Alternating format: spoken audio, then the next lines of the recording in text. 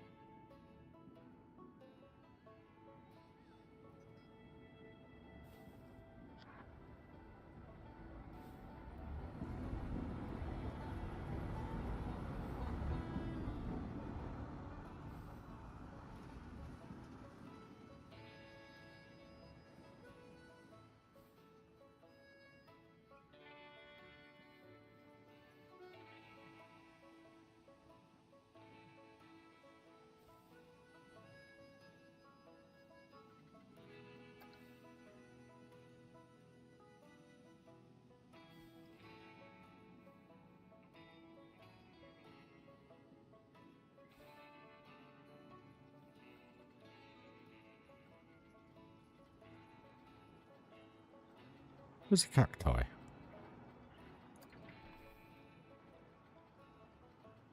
Let's see.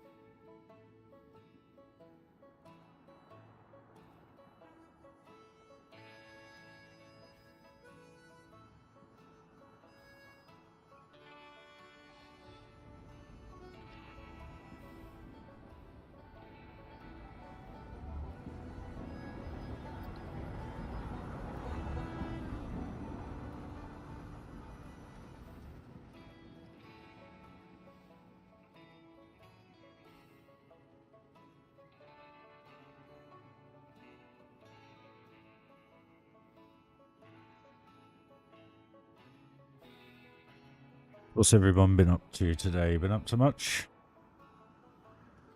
I made my way to work at, well, I was at work at 7:30 this morning. Insane. I had to get a car back early. And then my whole day has consisted really of doing like 3 things. But it's taken all day.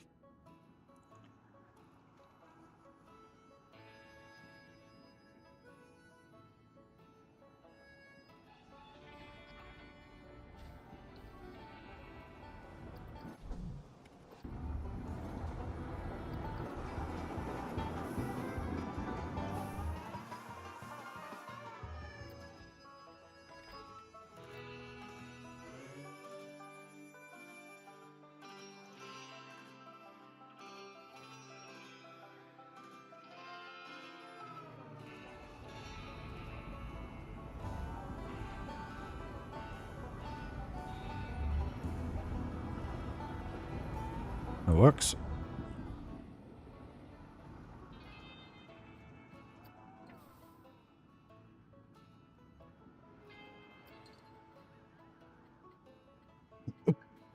Excuse me.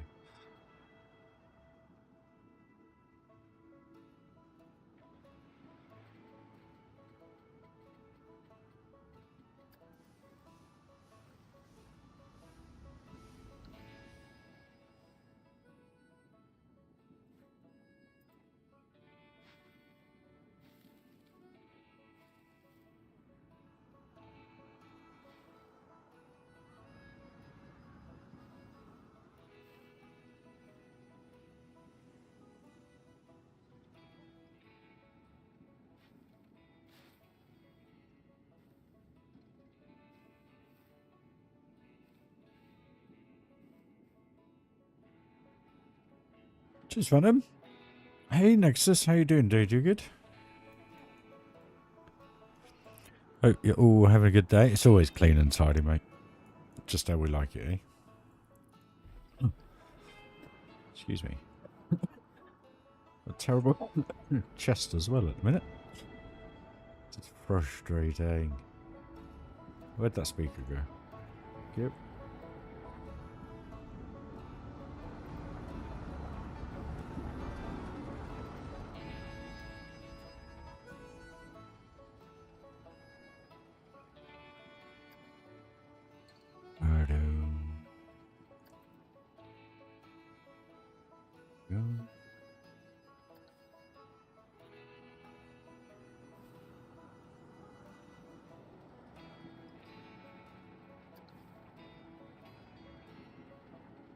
Hey Sam, how you doing, my friend?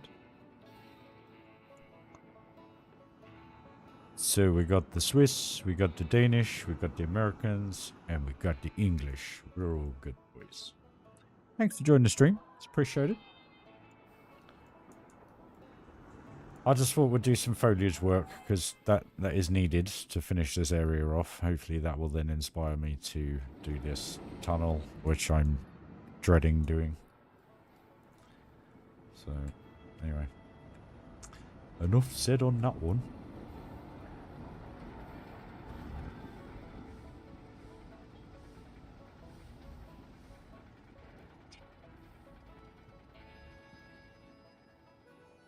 So yeah, my apologies for not doing the stream last night, guys. I was just absolutely shattered when I got in, and to be honest with you, I'm absolutely shattered now. But I thought to myself, do you know what? Instead of sitting there just watching crap TV,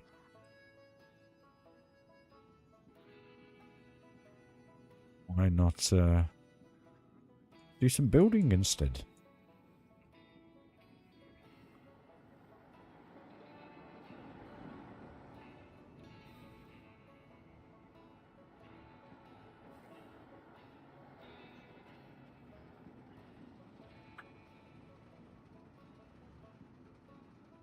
Few seconds, guys. Oh, no, it's alright. It's okay.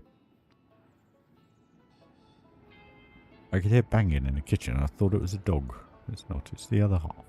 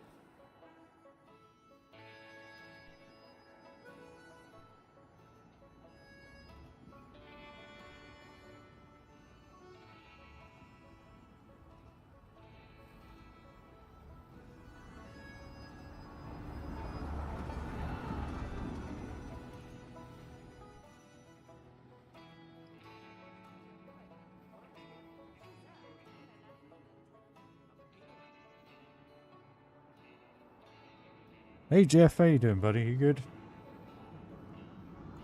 Have you had a good day? So, where's that gone? Yep.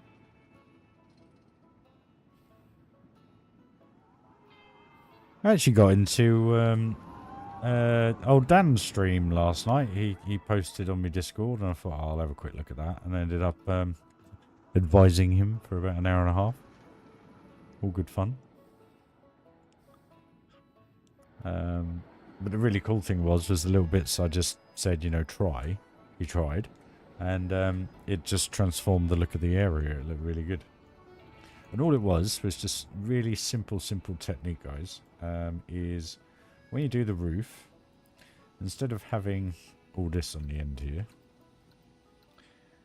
you grab... Oh, it's the wrong piece of roof. Let me find one. I've done one with a proper bit of roof.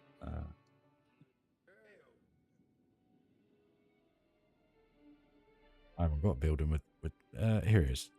Yeah, so basically what Dan had was I've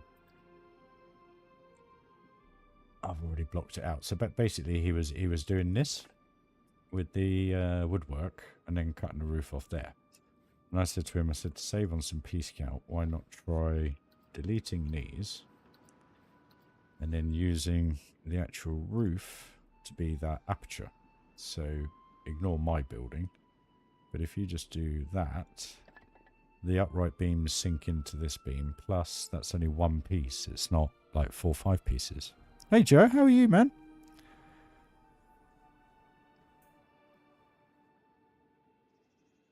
Yeah, doing good, man. Auto saves. Yeah, I've got to love them. But yeah, that just, it transformed the look of Dan's build. Worth a watch, actually, if you're interested. It came out really nice. And it was all it was doing was adding to his little bits, you know. Still custom supporting. Well, if you want to know how long it takes me to custom support, the previous mine train in Wonderland Adventure Valley, that took 18 months to build a coaster. It actually, in reality, it took the last 2 months because I'd done the coaster. It was just doing all the struts and rock work, etc. But came out okay. You guys enjoyed it, so that's the main thing. And by the looks of it, you're enjoying this one too. This one's a little bit more subdued. It's not as crazy as Funderland. Or should I say Adventure Valley.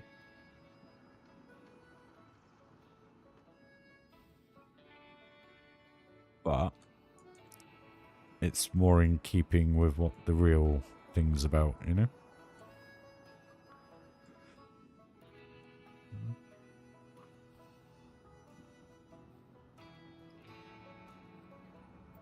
Do like an hour-long string of me going boom, boom, boom, boom, boom.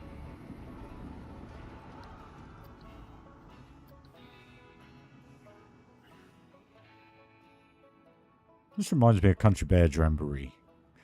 There's blood on the saddle. There's blood on the ground. People hate it. I used to love it. I grew up with it. It was brilliant. And that was my dad. That bear was my dad.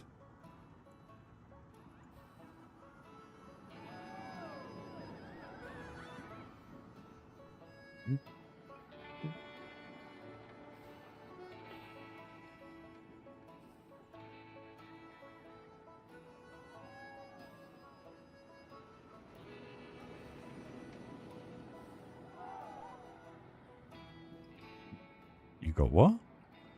Small tip for getting a better performance is to clear out the temp files folder. Hey? What do you mean temp files folder, mate?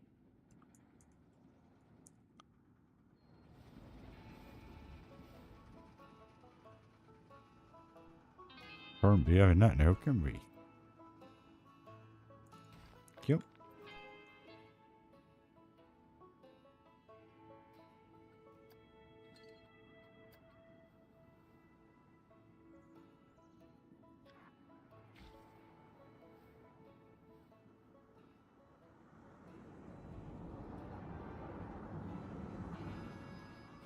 Sounds a little bit.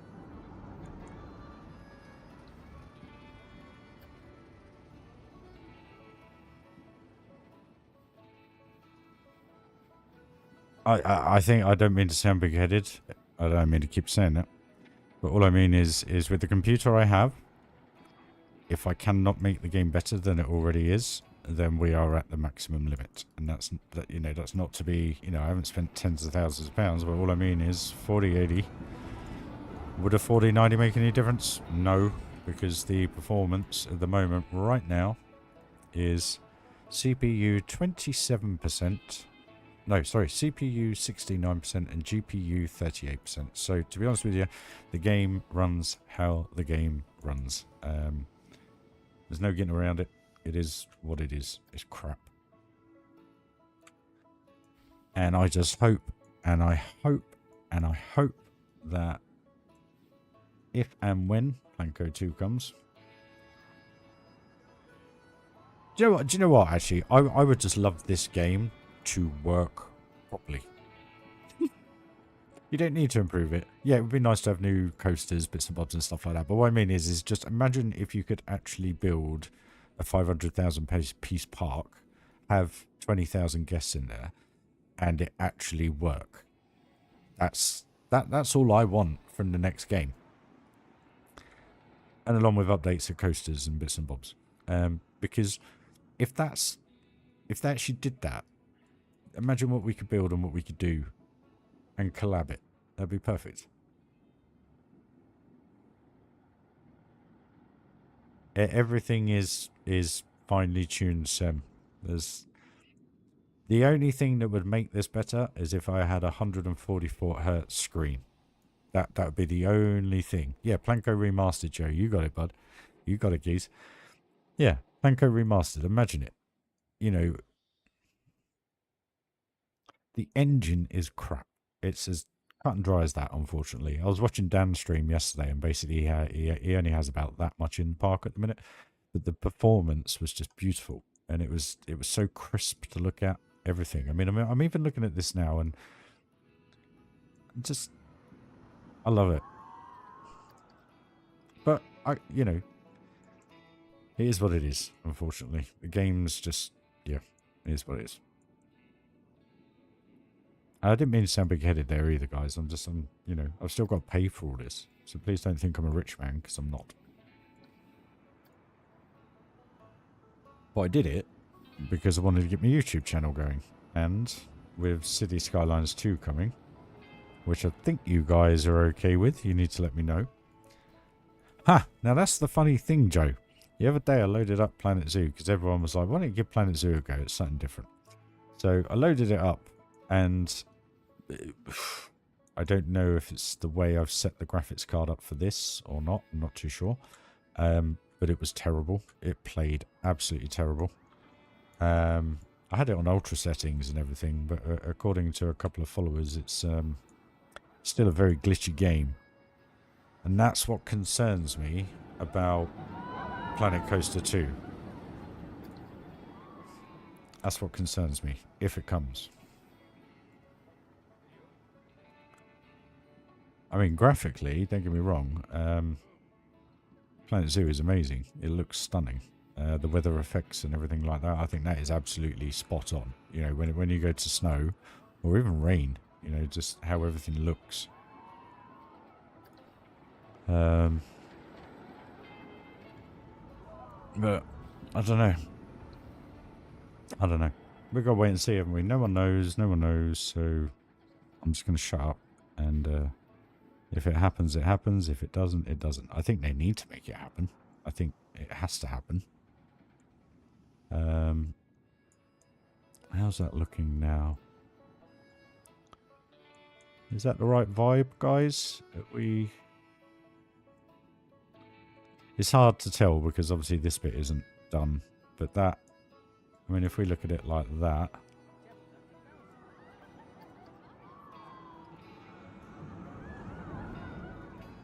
That looks pretty, yeah.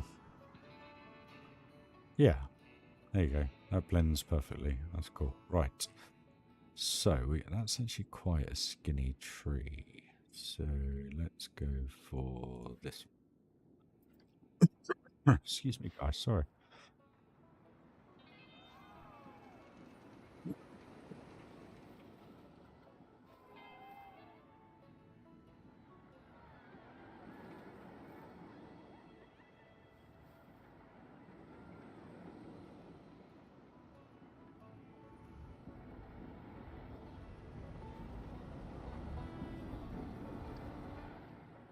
I need to finish the rock work off on that first. Place that's very interesting. That's one thing actually that people have said to me in the past, like don't have the reflections on the water and stuff like that. But if I was, let me show you something here. So we're at 21 frames a second. We're at 21, 20, 21. Right. Okay. So now if I go back to settings and I go to graphics and I put everything on lowest and apply, I'm getting 3 frames, guys. 3 frames better by having nothing working properly. And it looks really odd. With no contact shadows, no anti-analyzing, no nothing. It's 3 frames a second. That's all it does. Settings. Bloom on. Depth field off. Grounds ultra.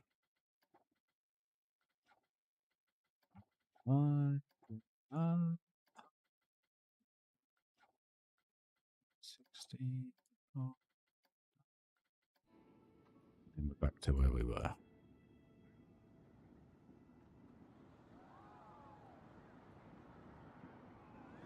Yeah, well, I was saying the other day, actually, I had a look into potentially updating my CPU and motherboard to the old AM5s. But with RAM, you're looking at quite a lot of money. So I kind of thought, you know what, ignore that. That'll be next year. We'll do that next year. Where I thought, you know what, okay, let's try and save some money and have a look at an old, you know, top of the range AM4 setup. So I was looking at AMD 5950X, not the X3DX, and what do you call it? A new motherboard to cope with it, and 3600 DDR RAM. Sorry, and for a 10% better performance. But it was like £800. And I sit there and I just cannot. I mean, 10%. So I'll get 2 frames better, technically, than I have at the moment for £800. It's just not on. Now, don't get me wrong. If I got into other things, you know, like platform games, like, I don't know, dare I say it, Cyberpunk and stuff like that, the graphical and obviously the extra threads, the extra cores would help massively because they're on a multi-core processing system. But this isn't, so I don't see the point in doing it. It would benefit the sim racing. The sim racing would be a bit better. And I think if I did get City Skylines 2, I think it would make a big difference on that, because I think that is multiple core processing now, not single, subject to what Paradox do. So yeah, we'll have to wait and see. But that's the best I'm going to make it look anyway. The only thing I need to figure out is reshade. I do really need to figure out how to make that work, because it's frustrating me that I can't make it work. I'd love to be able to do all the cinema footage for this at the end in reshade. It would just look, I think reshade would just nail this. I think it would look amazing.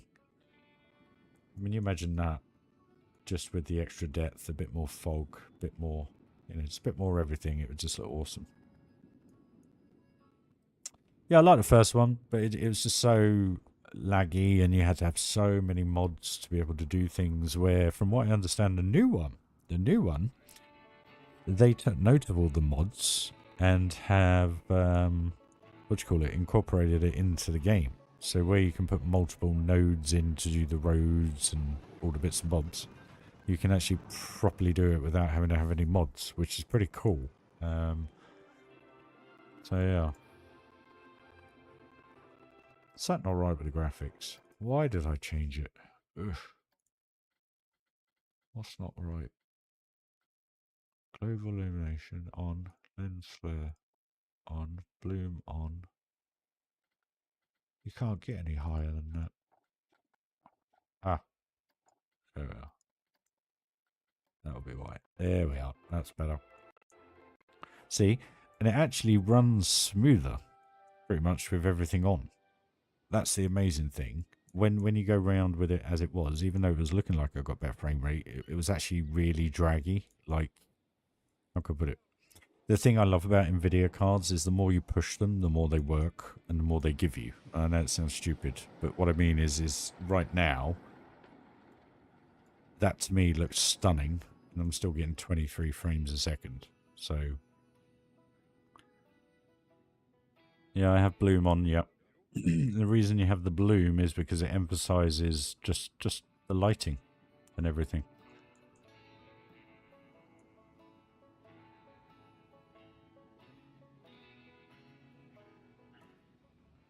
Well, you've been liking this park, Sim, so you must like bloom.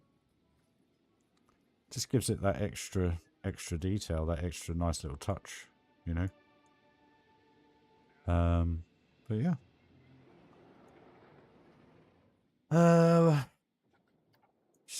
So done with this part, guys. You know what I need to do? I need to book a week off, don't I?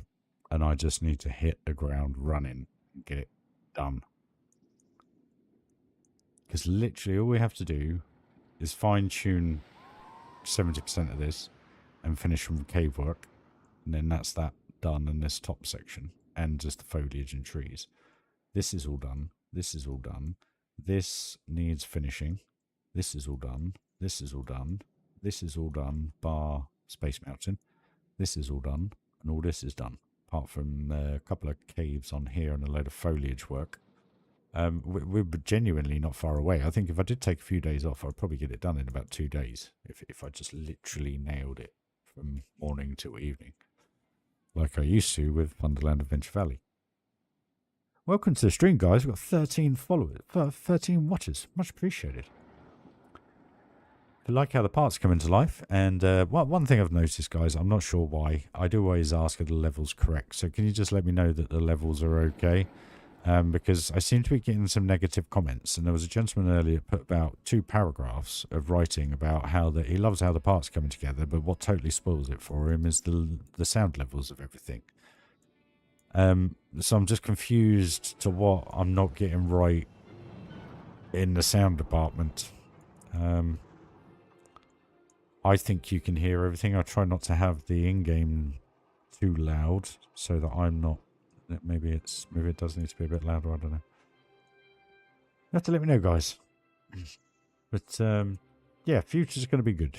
So I think I'm pretty much set on City Skylines 2. I think I am going to do that. So my thought process is what we'll do, we'll continue to try and stream every evening, but basically we'll do like a schedule. So on a Monday evening we'll have Planko, Tuesday we'll have Skylines, Wednesday we'll have Planko, Thursday we'll have Sim Racing and one or the other. And then same on a Thursday, Friday, Saturday, and well, Saturdays and Sundays are a little bit different because I get a bit more time to do it. So we'll see. But that's kind of what I'm looking to do for the future, and I hope that's okay with you guys.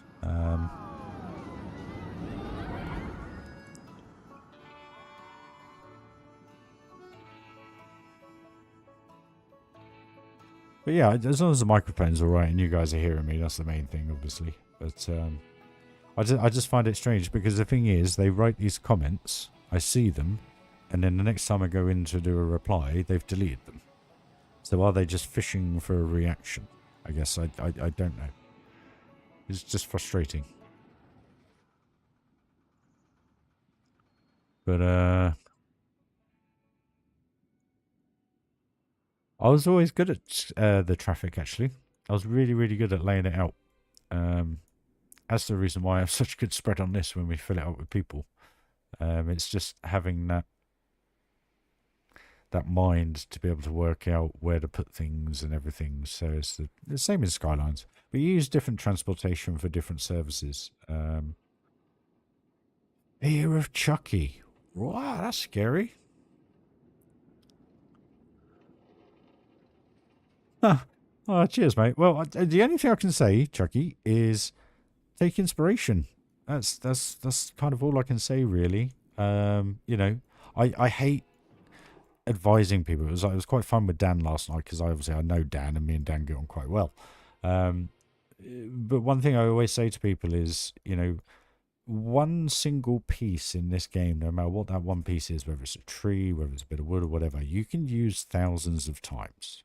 And that's how you want to look at the game. Don't look at it and think, oh, I can only use this trim piece here and that and so forth, because you can use them for anything, you know. And that's how I look at the game. But then there's a heck of a lot more to it. So much more to it. So the way I design my parks is I normally have something completely empty in the middle. I very rarely have anything in the middle. And what I also try and do is place all the major rides out on the outer side of the park. And the reason being is when you're looking at them, you're only looking at the ride. You're not looking at the whole park. So it helps with performance. So when we're down here, we are at 24, 26, 20, let's round it off to 25. Then if you do that, we're down 17. So the advantage to this is you can still theme the crap out of them, but you get fairly decent FPS as you walk around, because you're always looking out of the park. So it's only really what's in front of you that the computer's processing, or the bad engine on the game. So you always get a decent-ish frame rate, where if I come around here, it just starts to lag a little bit because we're looking inwards. But then always have something on the right-hand side, because, you know, you don't want people to always look on the left. So what I do is I put all the stuff that people aren't really going to look around or go in on the inner edge. So restaurants, toilets, you know, cash machines, etc. And then the only mistake I did make on this game was putting this coaster in here. So that is a bit joggy, because literally everywhere it goes, it's looking at, you know, tens of thousands of pieces. So that's the only one that doesn't run too well.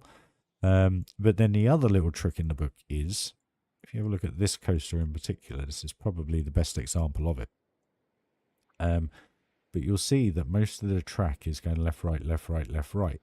But if we look at what the coaster's looking at, it's just looking at that. It's not processing 100,000 pieces. It's just processing what's in view. So yes, when you come around a couple of the corners, it can get a couple of frames less. But the advantage to that is you get a smoother ride, your frame rate stays high.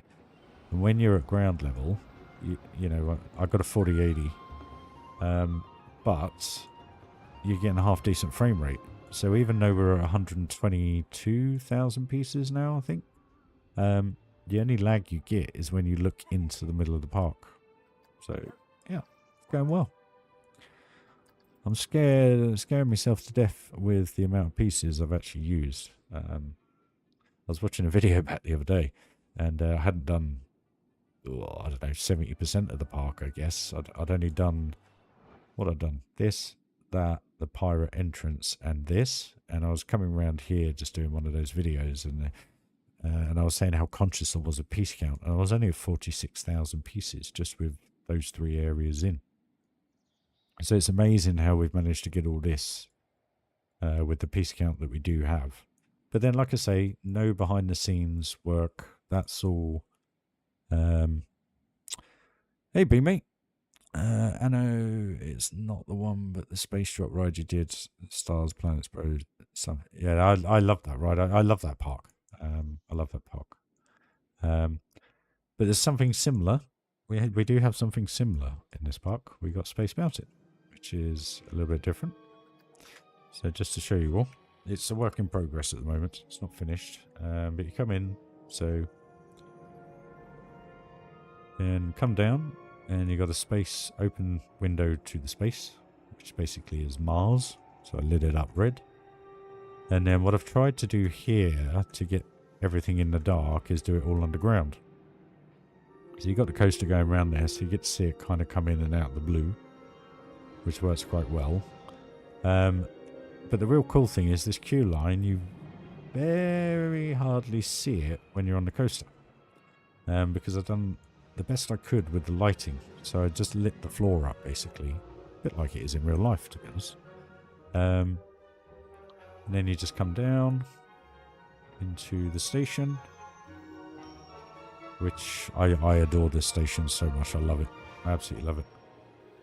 So basically, it's just made to feel like a Disney park. It's not a recreation. It's just meant to feel like it. So I put a Theme Maker Toolkit Moon and Earth in there, and then we got a little robot Johnny 5 fixing the satellite. So, and then this is all very reminiscent of the real thing in Florida.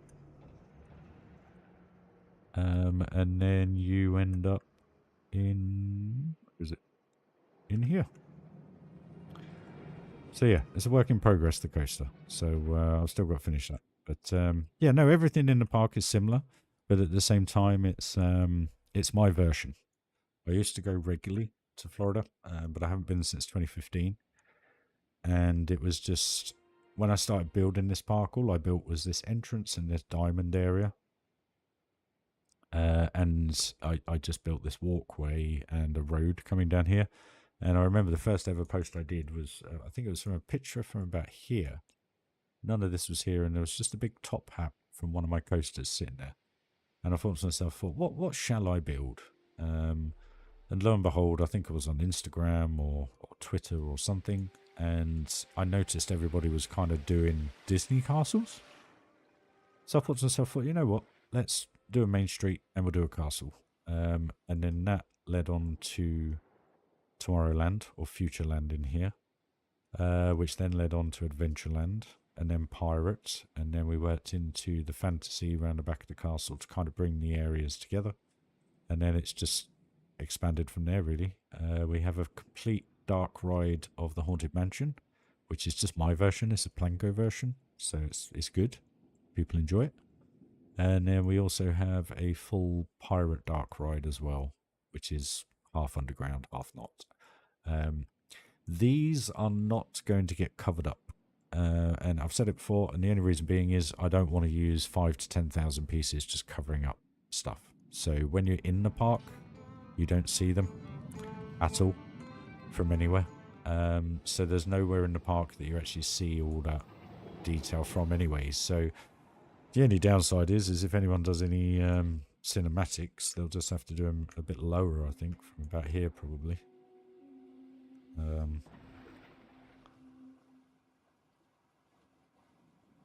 I don't know how Johnny does it. I really don't.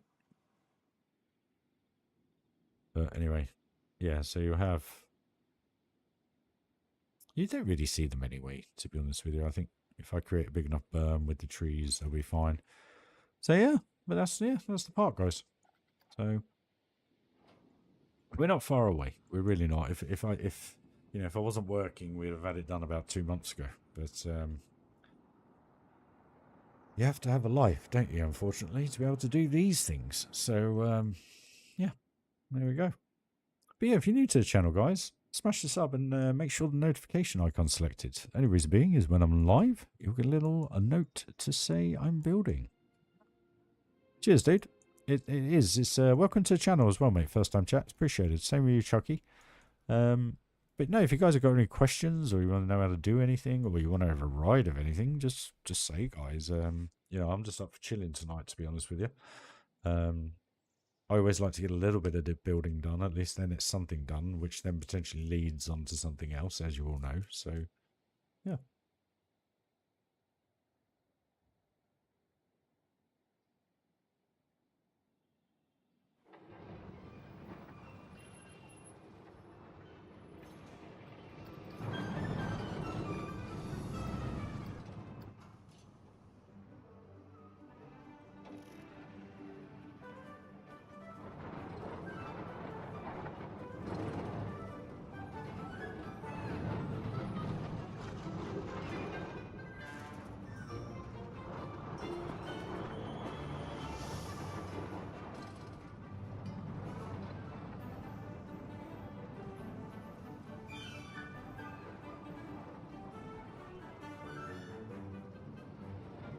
And in all honesty, with this coaster, this was more about the theming of the exterior of the coaster than it is the interior.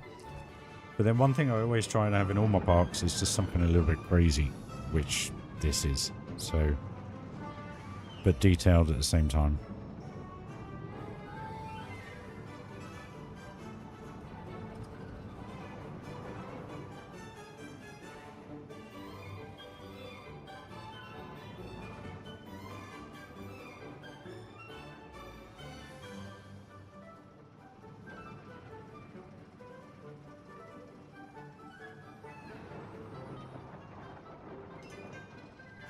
The star panels, they are just literally in-game. They're just a star panel. I think they're called Starfield panels. So just type in star and it will come up in scenery, I think. I'll show you in just a sec.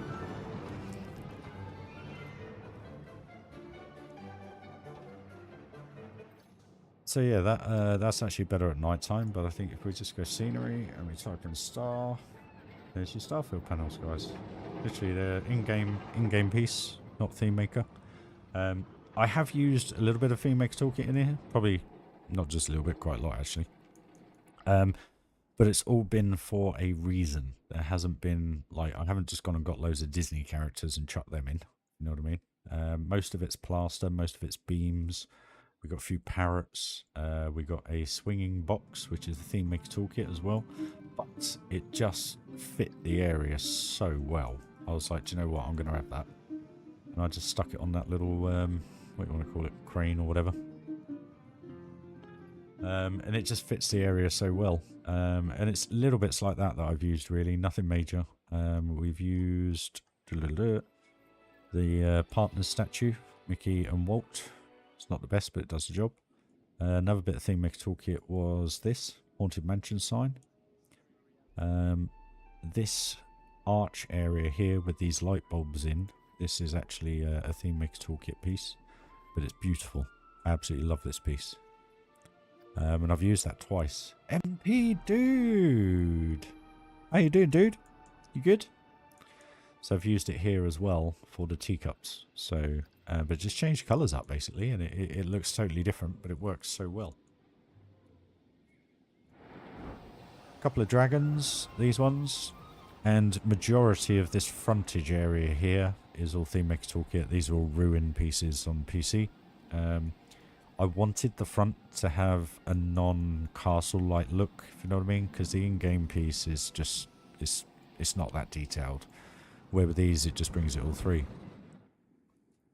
No worries, man. Just to give you a bit of an insight to the guys that are new to the channel, I try and do a stream every evening. I'm based in the UK, so it's normally between 7 to 11 p.m. So if you're over in the States, you know, you're about 5 hours behind us on the East Coast, etc. As Phantom knows. So yeah, it's I try and stream every evening. I have a very I'm a car salesman, or sales executive for cars, should I say? More polite way of putting it, not dagging them, Dave. G'day, mate. You want to buy a car? Yeah, you like that one? You like those wheels? You like the colour? Yeah, you want it? No, I'm not like that. But I work very long hours, and I have to travel about 3/4 an hour to get to work, and 3 hours, 3/4 an hour to get back. So a bit of a pain. So it's longed out the process of finishing this park off at the moment. Only because one thing I noticed, I use a lot of brain power at work.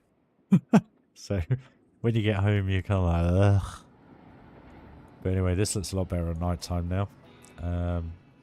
Oh yeah, and this coaster, we'll just have a quick ride at night time, because this is all I mean by this coaster is that it's just a crazy, fun, funky tune, just laughy coaster, you know. Better at night time than it is in the day, but it's still a work in progress. Still got to finish some off. The main atrium area where you walk into the theatre, got to finish all that off and trim this up a little bit more in here. But yeah, hope you enjoy, guys.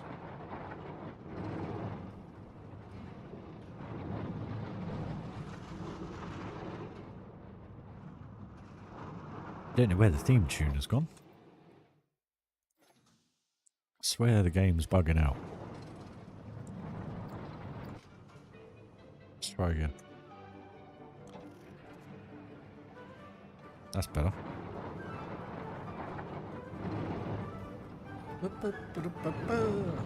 Yeah, all good, MP, man. Just a long day at work. I was at work at 7:30. I was up at 6, at work at 7:30. Finished work or got home at 10 to 8 in the evening. So it was a nice 12-hour day for me. But worth it in the end. People are happy, or customers are happy. So that's the objective complete. As long as they're happy, I get paid. Simple.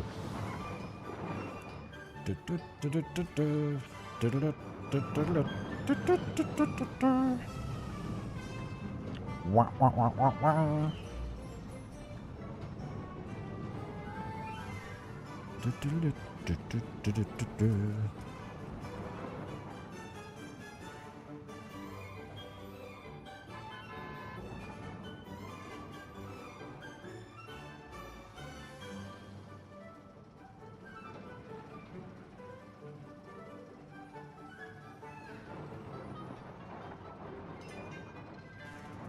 So guys, yeah, big announcement actually. I'm now an official YouTuber.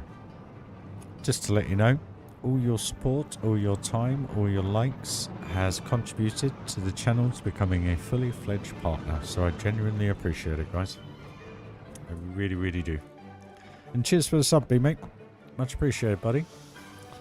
You're more than welcome to ask questions whenever, mate. Seriously. You know, if I'm not online, join the Discord. You can always ask questions, show pictures, or give advice on how I would do it, and so forth. I'm surprised Dan's not online tonight, which is a bit funny. But...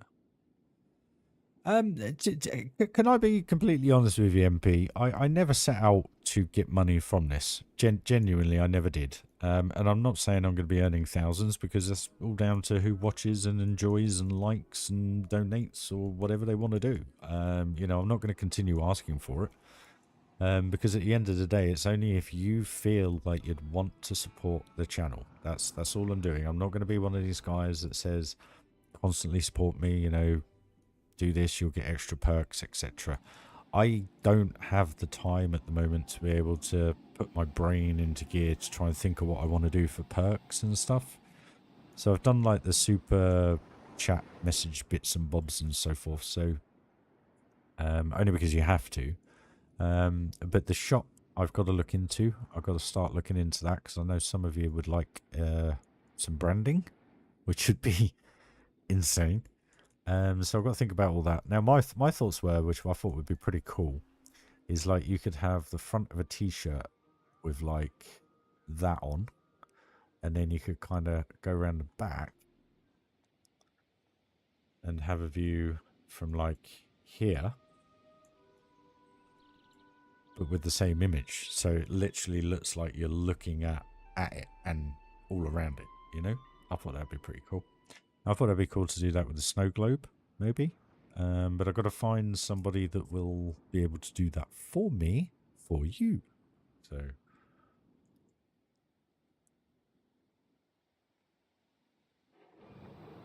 as to the reason why I've very rarely ever gone self-employed, because it scares the living bejesus out of me doing it all myself. I know that sounds silly, but it does. Like, what do? Do you have to buy a certain amount up front or whatever? You know, I ain't got a clue. I ain't got a clue when it comes to stuff like that.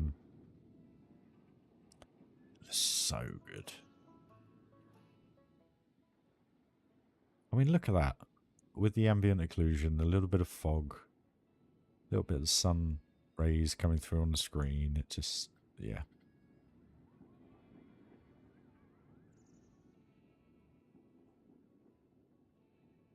I love it, and I know you guys do. But thank you, MP. It's appreciated, and your Patreon is genuinely appreciated, mate. It really, really is. It's just going to help continue to grow to the channel. Next year, I will be upgrading the computer, but that'll be when we know other things are definitely on the cards, which I hope by then we will. So Planet Coaster 2 will be the focus of the channel when it eventually comes. I'm not going to bother with Park Beyond. I don't see the point of wasting hard-earned money on a game that I'm just going to play for 5 minutes, show you guys, and I don't want to do it just to milk the views either, if you know what I mean. I just want to do what I do, because that's what you guys enjoy. So I don't want to upset anybody, you know?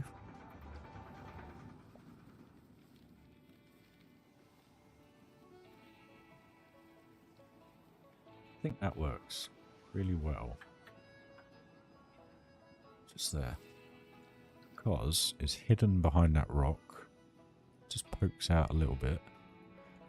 But it just adds another level with the people going behind through the queue. So yeah, that's all good. I don't actually want to do too much more than that, to be honest with you. Because it will then become too overgrown. So let's try and get something done here. What is under here?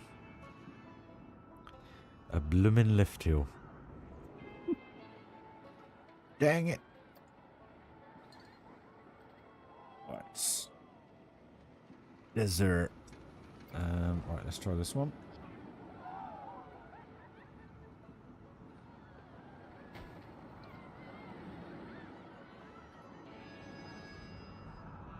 Do you know what? I'm going to be really honest here. I only ever started live streaming because it zoned me out from the world. And not going to go into a complete downer because that's not what I'm about anymore. But the last 7 years of my life have been terribly difficult on a personal, emotional, and everything journey. And I can only seriously thank every single one of you for being a part of it, for putting up with me, because at times I was that bad that I was deleting all my social media channels and then reactivating them 2 months later and stuff like that. So life was hard, but I just want to thank people like Phantom, Dan, and there's a number of other people that don't really watch that much anymore, which is a bit of a shame because I'd love to thank them now. But people that were there a couple of years ago as well, which was really nice of you all just to stick about. Because I know it's not easy listening to people when they go through bad things and stuff like that, because it does sound very self-obsessed. But there were points in the last 6 years where I literally had no money.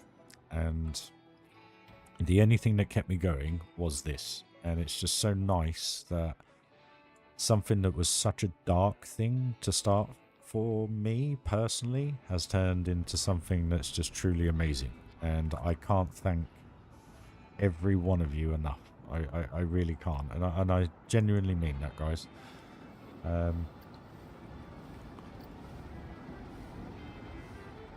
You know, shit happens to everybody. I get that. Totally get that. But when it's your own stuff, you get blinded. And this game has got me through a lot the last few years. And I'm only hoping that when the new one comes, it won't be that for that reason. It will be because of the pure love of the game. So yeah. I just want to thank you again, guys. It's appreciated.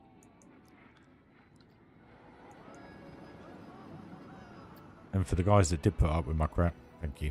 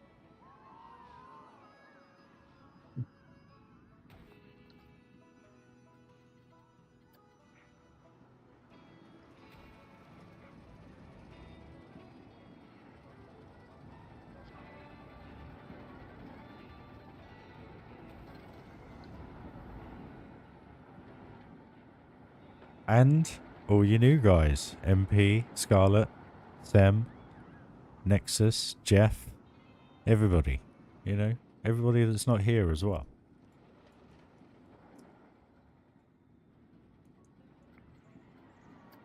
And when I truly say, if it wasn't for you, for YouTube and you guys, well, if it wasn't for Theme Park Worldwide, doing what he did with this game, I would have never, well, I probably would have known of the game, but I would have never got into it the way I did.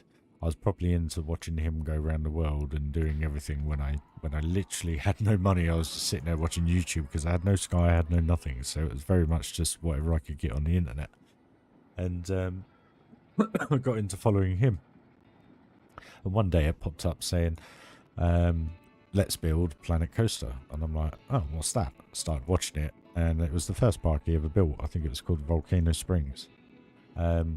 Which again is one of the all-time greats on Steam. But the way he built that, just I was just like, oh my god, it's Roller Coaster Tycoon in today's graphics. I was just like, oh my god, I got to get that game.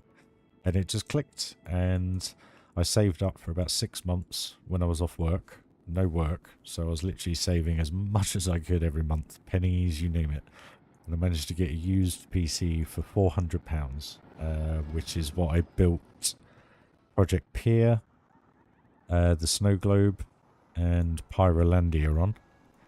And then I've just gradually upgraded it over the last 5 to 6 years, over and over again. And it's only the last upgrades I did I buy brand new. Everything was used. So at times I was selling my graphics cards to upgrade the graphics card, but I couldn't play my computer.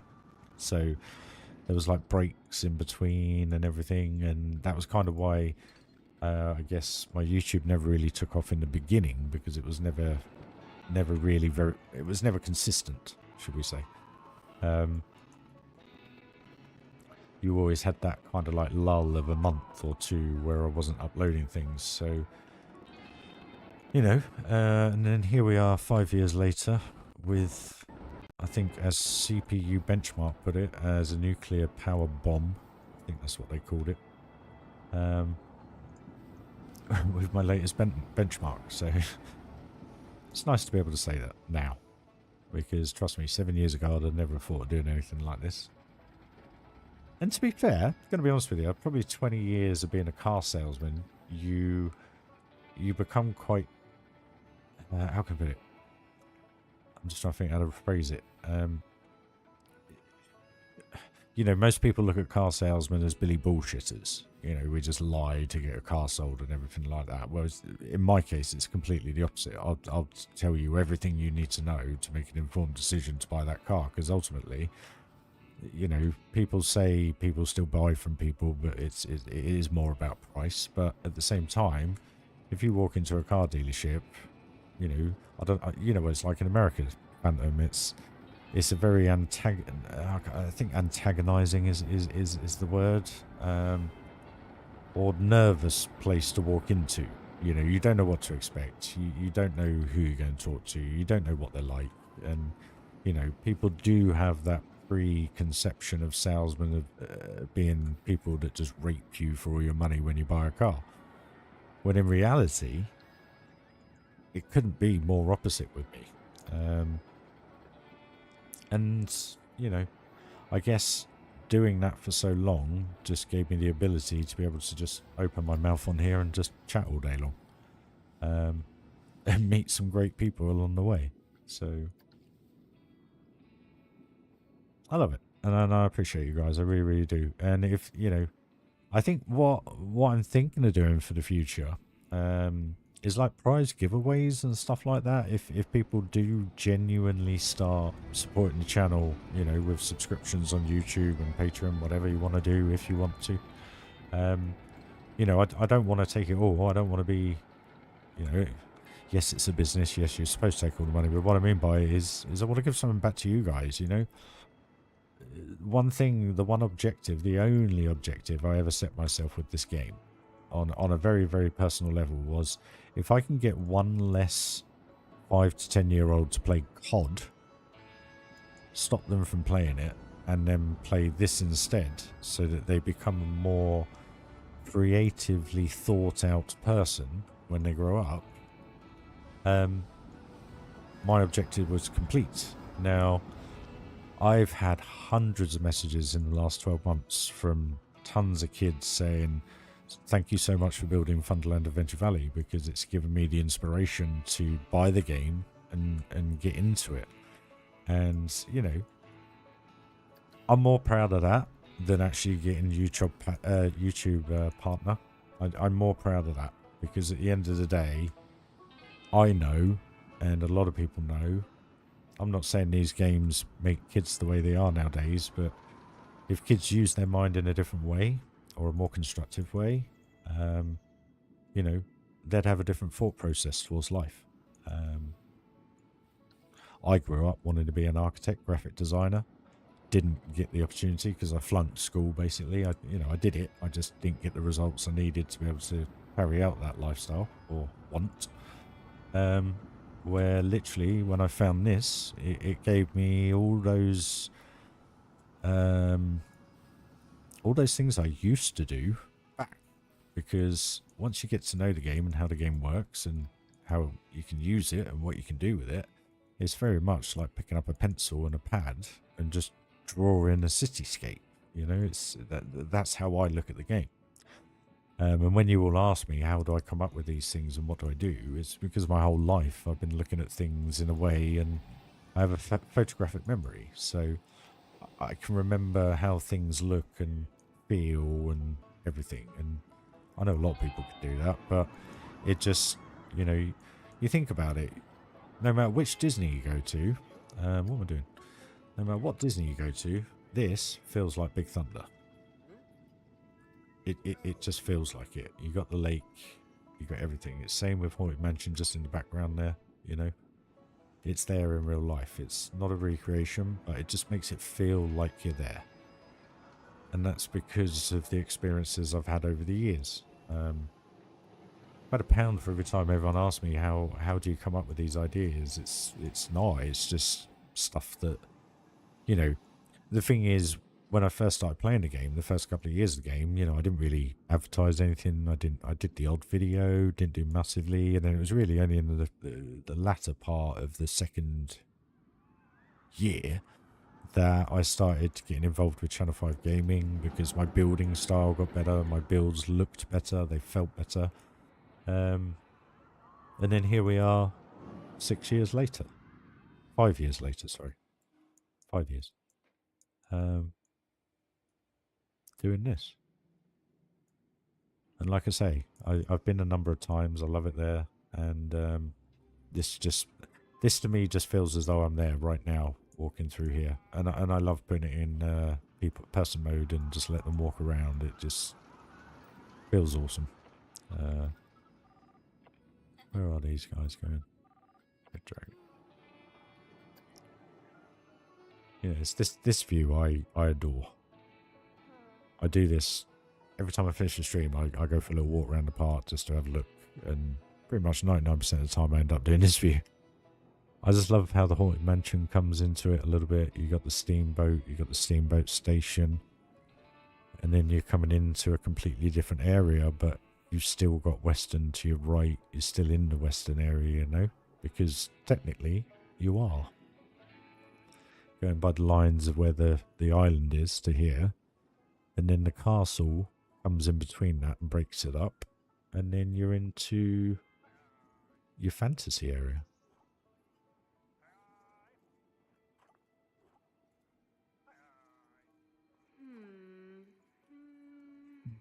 Just needs to get room again, guys.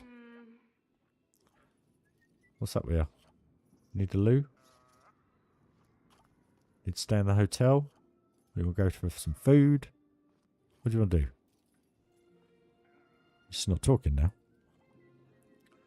But it's like that. What on earth?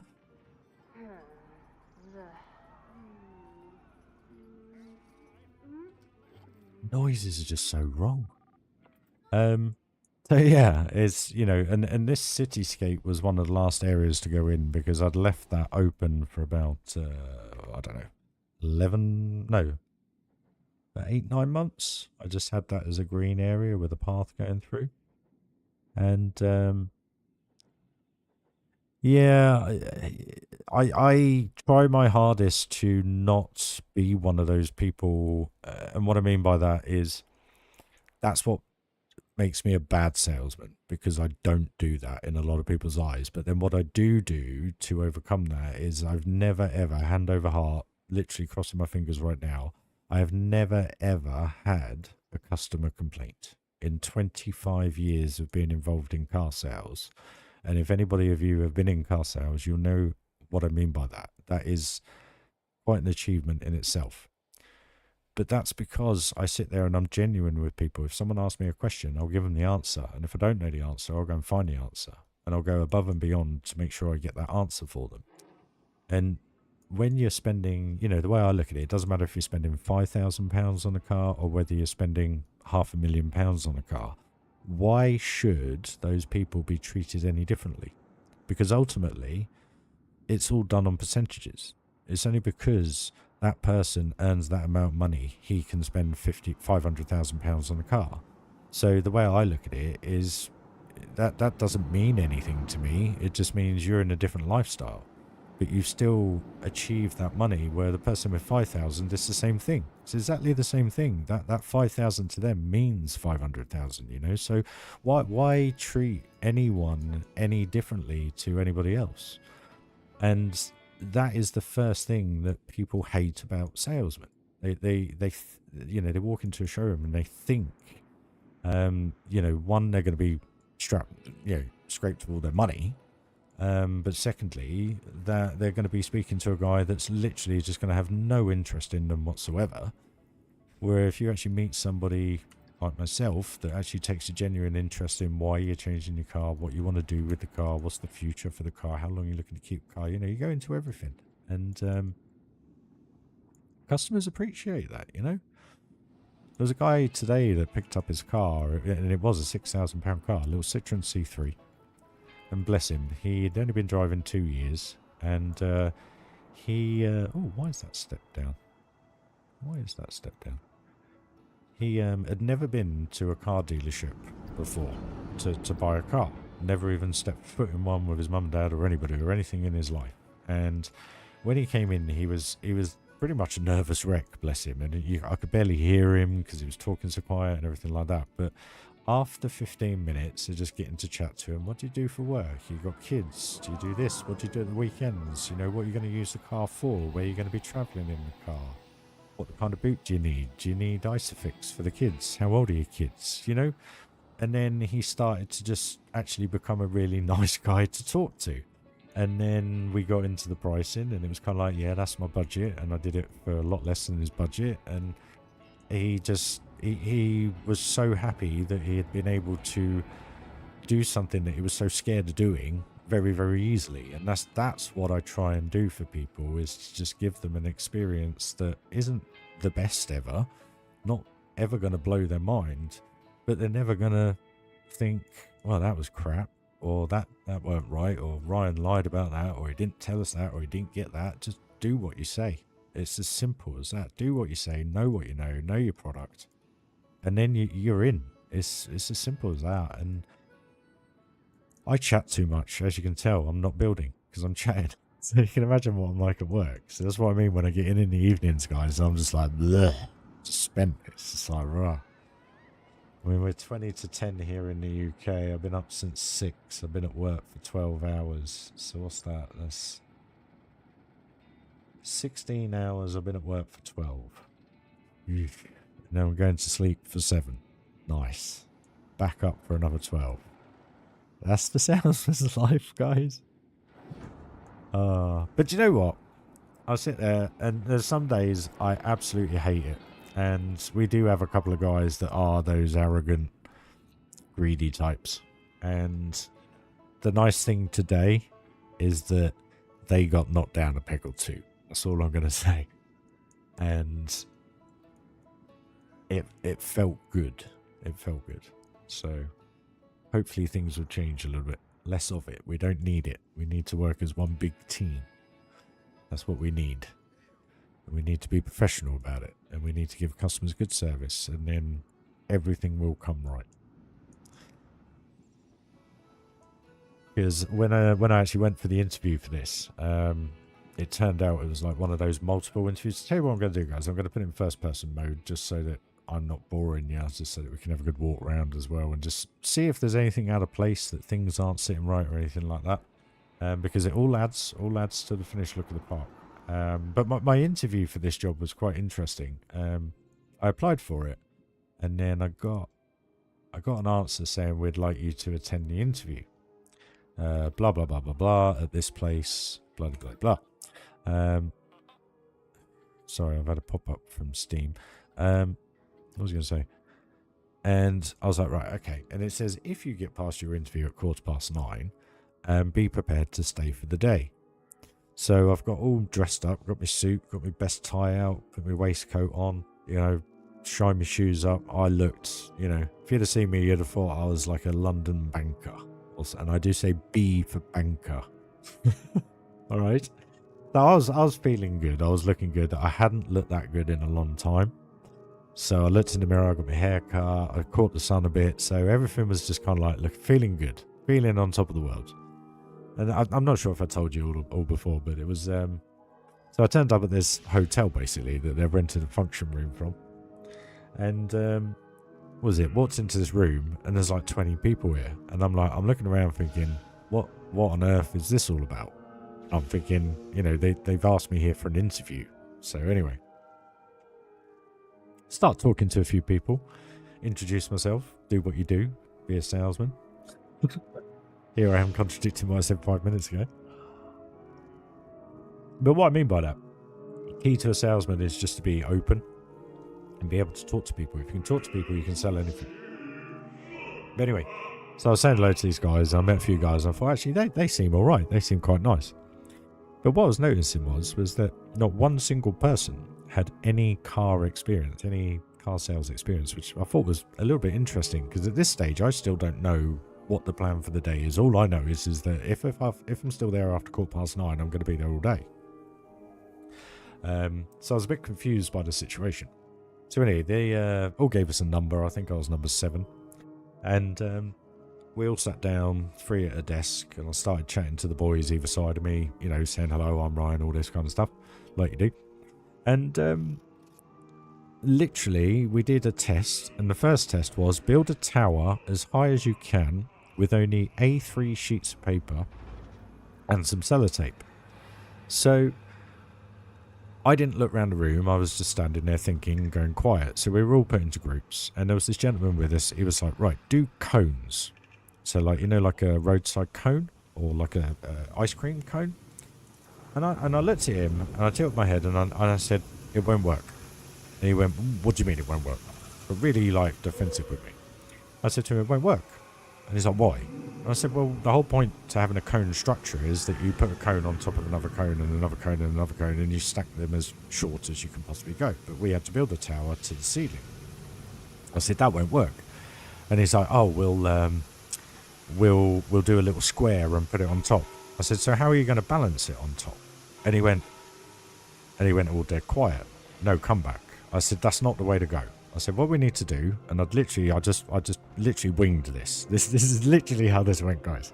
So I said to him, I said, right, you two grab the A3 bits of paper, and I said, take them horizontally and fold them into quarters. And I said, tape the edges up so it's like a tall cube, you know?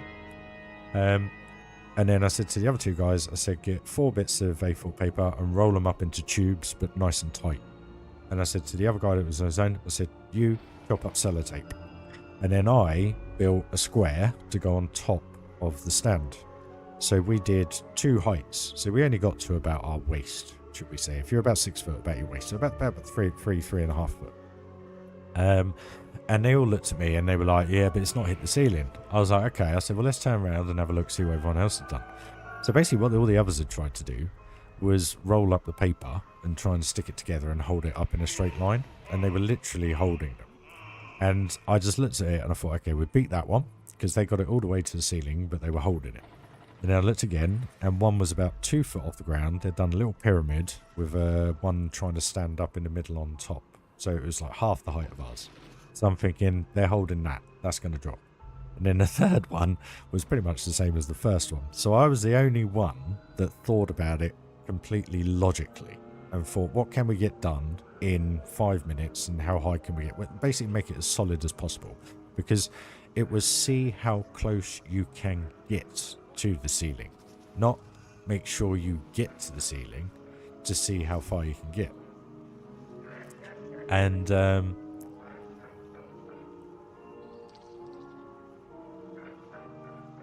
was it so I'm like standing there, and I've put my hand over my mouth, and I'm just smirking because I know what's going to happen, because I'm looking at them all and thinking they're all going to fall down, and I'm looking at ours, and we're all stood behind ours with our arms crossed, just laughing like everybody else.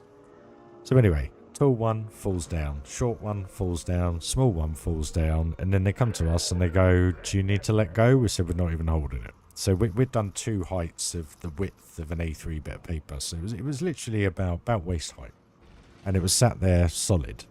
And then he grabbed a paper cup, filled it up with 1/4 of water, yeah, only a small paper cup, and he put it on top, and guess what? It didn't fall over. Now, all I did was literally think, how can we make this as strong as possible? Not as high, just as strong, so that the tower actually stands. And if we have enough time, do as many as we can to get it up as high as we can.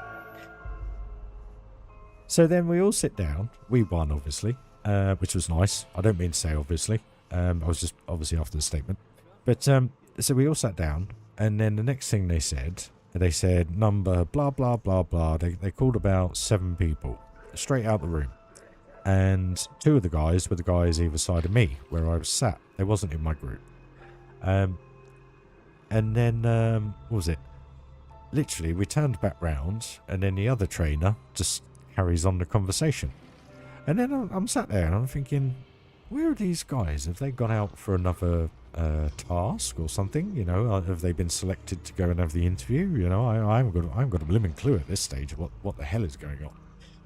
So anyway, it then becomes apparent that they're not coming back. And it was like, oh, okay, is that how kind of cutthroat this actually is? And anyway, we went through the other stages and everything like that. But the one thing that I found really interesting after the tower one was the guy that was going on about the cones. I actually had a very quick, quiet word with him.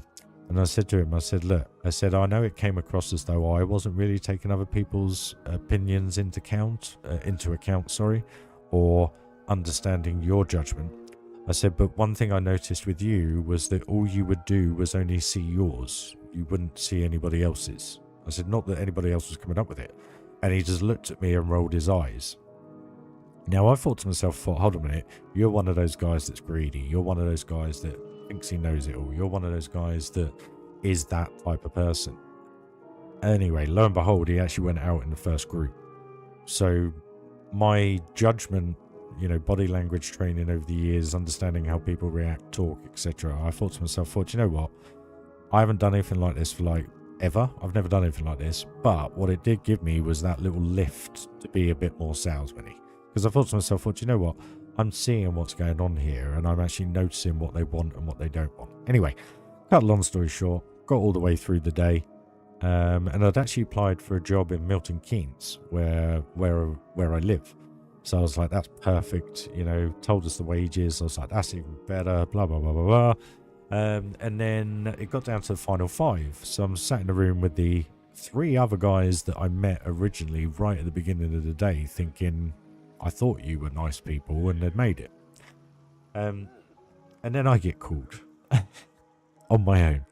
So I'm like, oh no. And I was thinking, I really need a job. What was it? They called me out. So I then go and shake hands with these 4 other people, saying, nice to meet you. It's been a pleasure. Congrats. You know, hope you enjoyed the job, whatever. And this was all quickly done because they wanted me out the room. So they called me out the room. They made it literally feel as though it was me that had been called out. Anyway, and the guy says to me, he goes, well, actually, what they want to do is put you at another dealer. They want to put me in Luton. So that's why I have to now travel 3/4 an hour in the morning and evening. It's only 26 miles, but the M1's always jammed and the traffic's always bad, so it's a shame. But yeah, so I ended up getting put at Luton, which was quite surreal. But then the funny thing was I met the manager from Luton, spoke to him all, done it all, confirmed it all verbally, friend and Mrs. check, etc. And then I never saw the guys again from the actual interviews. So I was like, oh crap. And the funny thing was, 2 of them actually did get employed, and they're working now in the Milton Keynes branch, where they live in Luton and travel to Milton Keynes. I live in Milton Keynes and travel to Luton. So yeah, go figure on that one. That's the only downside. But no, that was the process, and it was actually quite enlightening, because what I actually realised was, this kind of goes back to what I was talking a little while ago about in respect to sales, is that, you know, they did that day to find out how people would react in certain circumstances, but also how natural you are in those circumstances. So those circumstances were extremely awkward. It was extremely intense. The anxiety built up throughout the whole day. But the trick was, I didn't catch it really. I didn't even really think of it until the end of the day. It was only when I sat there and reflected upon what happened that I realised how they went about it. And basically, they're seeing you for you. You know, there's no acting. That's you, putting you on the spot and doing those things and coming up with those ideas and trying to share other people's opinions and take those on board, but also quickly work it out and think, how can you better that? A bit like with the tower and stuff. And there was a number of other things throughout the day. You know, and you sat there, and I said to my partner, I said it was a really intriguing day. I said, because at first I felt, you know, pardon my language, shit scared, because I was like, what the hell have I let myself in here for? I'm in a room full of people that don't know how to sell. What have I actually come for an interview for? But then obviously throughout the day, they got to see me be me. You know, they weren't seeing the Ryan in front of a customer. They were seeing a guy that can get on with people, that can talk to people, that can take on other people's opinions and actually methodically work them out and see which may be the better route, or take it on board and manipulate both routes together to make a common goal at the end of it. And that was what I found really intriguing. The funny thing is, the job itself is just the same job as it always has been. But the nice thing, what I mean by it is they were actually able to identify 2 other people that I even thought at the beginning were fairly decent, open, nice talking people, and they employed them. So for me, it gave me quite a big lift, which was good. So we don't want to go on this again, do we? I'll tell you what. Let's go on. I don't know. What do you want to go on, guys? Let's do it. Let's do it. But yeah, that's kind of how my interview went for the job. When I actually did get my interview with the guys, they all sat there and said, "So how come you've applied for this position with your background, as in, you know, the expertise I have in car sales with who I've worked for?" I said, to be honest with you guys, I said, I'm going to be really candid. Life's been crap. I'm still rebuilding myself, but I'm in a position now where I can actually rebuild things. And I said, another factor is 12 months ago, me and my partner walked into your dealership, well, phoned your dealership in Milton Keynes and didn't get a phone call back. 2 days later, we phoned again and didn't get a phone call back. So the second phone call, we left it to the Saturday. We then went down to the dealership and no one was there to help us. And I think this was maybe one reason why I didn't get the job at Milton Keynes, was the manager that was there doing the interview. I said, oh, you were even there that day. I said, you had your back to the showroom through the window in your office. And I said, let me put it this way. We walked into that dealership knowing what we wanted, knowing when we wanted it, knowing the colours, knowing everything, and we even had the certain code number for them to order the car. So obviously, me being me in the industry, I know everything. And it was literally, they could have sat down with us, literally just drawn up an order form, we would have signed it and walked out. 5-minute job, literally a 5-minute job. So when we went down there and they said, there's no one here to help you, we'll get someone to call you, we were like, do you know what? We've already phoned twice. No one's come back to us. No one's interested in talking to us. I said, so don't worry, we'll go elsewhere. So then we phoned literally in the car park of Thurlow Nunn, who I work for now in Milton Keynes. And we phoned the Northampton branch, which is about 14 miles north from us. And she said, yeah, you can come up. What time can you make it up? Can you make it up in half hour? We said, yep, we're on our way. And we went up there, we walked in. Well, even on the phone, we gave her the VTN number, which was the number for the order. And we told her what colour we wanted. And when we turned up, she went, right, okay, you can have metallic paint. And we was like, oh yeah, I forgot about that. So we got it in a metallic grey. And so forth. And literally, I can't remember her name now. I think it's Georgie or something like that. She gave us an order form. Claire signed it. We walked out. 5 minutes. That's all it took was 5 minutes. Yeah. So I explained this to them.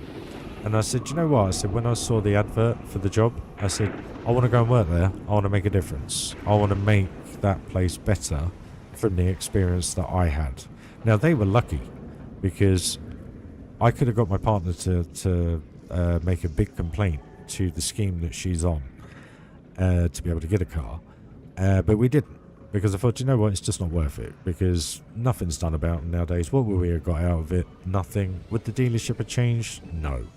And now that I work for them, I see why it was the way it was. And it's extremely hard to be the person I want to be. That's the reason why when I do get home in the evenings, I am absolutely shattered. Because you're having to deal with people that do not want to do their job. And they make it incredibly hard for you to be able to continue to do your job in a professional manner. So there's a lot that needs changing, there's a lot that needs doing, and there's a lot that needs sorting. I'm not the man to do that. I am just a salesman. That is all I am employed to do there. But what I will not do is I will not do the job not properly. I will do it properly. You cross the T's, you dot the I's, nothing bites you in the arse, and you don't need to cut corners, and you don't need to beat around the bush. Simple. And if people can't do that, why are you there? That's my question. So... But they're aware. I've had conversations and things are changing a bit. I just hope they get better and they see that actually, do you know what? You don't have to be that way. Work together, get the job done, work to a common goal, all earn money, all have a good time, and ultimately the customers are happy. That's the main thing. You know, well, the main thing is taking a good wage home. But at the same time, if the customer's happy, you take a good wage home. So the customer's key in all aspects. So that's how I look at it, you know. But that's not why I'm the best salesman in the world. I will not sell the most cars, but I'll help out as much as I can. I'll do everything I can in my ability to make everything as smooth as possible, and people buy from me. So yeah, that's what I do, guys. For the people that don't know, I may have bored you for 20 minutes. Sorry. I know I'm not that much talkative about it. I'm like, yeah, car sales, had a good day, yeah, sold a car, yeah. But, you know, you got to be proud of what you do. Because what's the point of doing it for 12 hours a day if you're not proud of it, eh? It's cost me a marriage and my daughter, but at the end of the day, it's what I know, it's what I do. So, it's a very different way of doing it nowadays. So... Well, the reason why they put me at Luton was because they wanted the experience at Luton. They wanted someone to be able to go in and just do the job, not somebody they had to train up and teach how to sell, etc. So I get that. I get that. I do get that. And I understand why they've done it. But it's terribly difficult to get the job done right. It's tough. But, like I say, they're taking on board my frustrations and other people's frustrations, and I think now that me being there, you know, I do everything by the book when it comes to car sales, because the problem is here in the UK, I don't know what it's like in America. I know it's kind of like, you know, sue whatever just for standing on your toenail that you bit off. But what I mean by it is, over here we're regulated for certain things, and if you don't do those things properly, I personally can go to jail. So cross the T's, dot the I's, no one has any issues, everyone's staying out of jail. Not getting fined hundreds of thousands of pounds, literally, or tens of thousands of pounds. So just makes for a sounder business, you know? And then that also stops people coming in and going, oh, the car salesman, they earn loads of money, meh, meh, meh, meh, meh, meh. It's not just about that, it's about everything. So yeah. Yeah. It's fun. It's fun when it goes well, you know? Vauxhalls, they're alright. They're not the best cars in the world. They're very much GMs in America.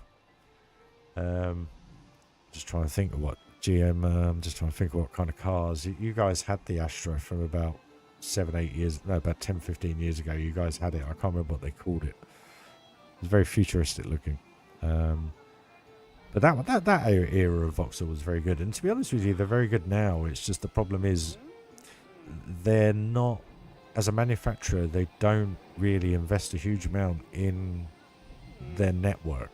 As in the manufacturers I've worked for in the past, like Land Rover, BMW, Citroën, which is quite a contradiction because Citroën and Peugeot Group actually own Vauxhall now, or Opel in Europe. But what was I going to say?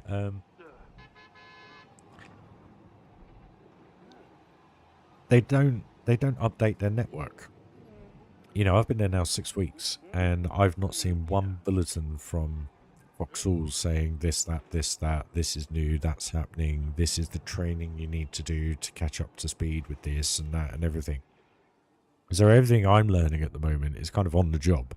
So when I am going out with customers in the cars, using the sat-nav for the first time, and actually what it then does is trigger a memory from like 8-9 years ago when I was at BMW, because the fortunate thing I had with BMW was they were very market leading with like Mercedes in respect to their technologies. So when it comes to satellite navigation and, you know, adaptive cruise control and cameras and forward warning alert systems and everything like that, I knew all that technology 10 years ago, where it's only just come on to Vauxhalls in the last 4 or 5 years. So to customers at Vauxhall, they've never seen this stuff before. But to me, it's all there. I know it all. I know how it works. I actually know how the engineering side of it works as well, because of the manufacturers I work for. That's how they teach you. But with Vauxhall, there's not even a letter to say, oh yeah, we're bringing out the new Astra or whatever. You know, just something simple. So it's frustrating because I don't have the time. It's an extremely busy place as well, so, and the phones ring literally constantly, and you've always got people walking through the door, which is great, but the problem is it's having the time to get stuff done is the issue, and sell more. You know what I mean? It's very, very fine juggling it.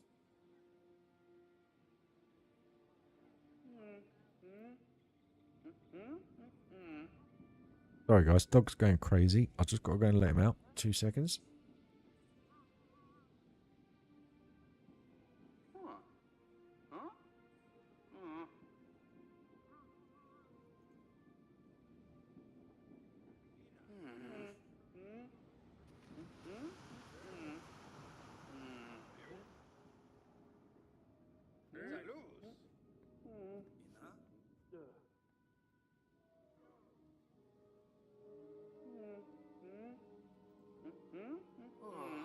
That guys. I'll tell you what. Shall we open up Thunderland?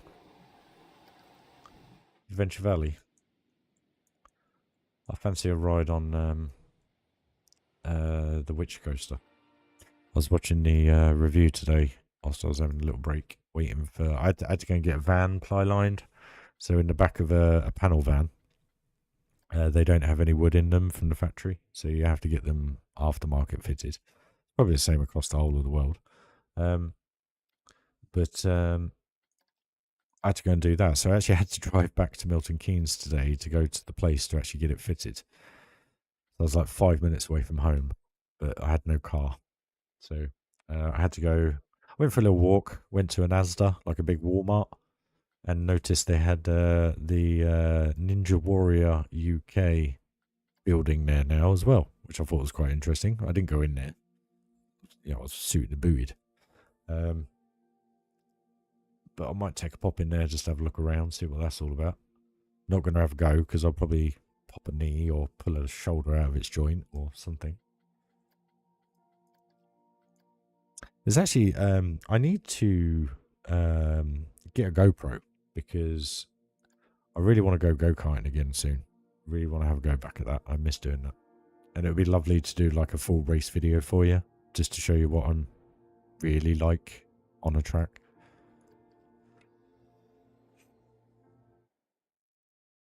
Be quite interesting to show you and watch it back. Go, oh crikey, that was bad. Oh, I didn't hit that corner right. Oh, I didn't hit that apex. Love to have a GoPro. Never had one. And the only reason why I've never had one, one, the last decade has been money. But secondly, what is it? I've always used my phone. So when I've done like coaster POVs and stuff like that in real life, I've always used my iPhones because the cameras are so good on them. You know, they're not that different to thingy. GoPro. There you go. So yeah, we'll just load this up, guys. Just go for a little walk around. Show the performance of the old computer compared to what Johnny had. We're going back to reshade. Someone mentioned earlier, I think it was Joe, that it kind of lags it out a little bit. Yeah, it does. But I want it for the cinematics because what I'm going to do is do as much as I can in it of a slow-mo to get the frame rate up. And I'm also going to try and do it in 4K on the ultra-wide, but do it in a 16:9 format for you. Just so that, you know, the clarity is there. I just got to figure out this blooming reshade. Go-kart racing is extremely good fun. How can I put it? I'm 41 now, and my body is starting to change, so I can't imagine what it's going to be like the next time I actually get in one. I was go-karting from the age of five, I think it was. And it's just been in the blood, really, since day one. I love racing. I love the sensation of speed. That's the reason why I have the sim racing, because it's a much more affordable way of doing it. Yes, you don't get the same sensation, but sometimes, I'll tell you what, sometimes when you get that right setup, you are so immersed in that game that you don't realise you're not driving a real car. It feels so connected. You actually feel a part of the car when you actually nail it and get it right, and that only comes around once in a blue moon.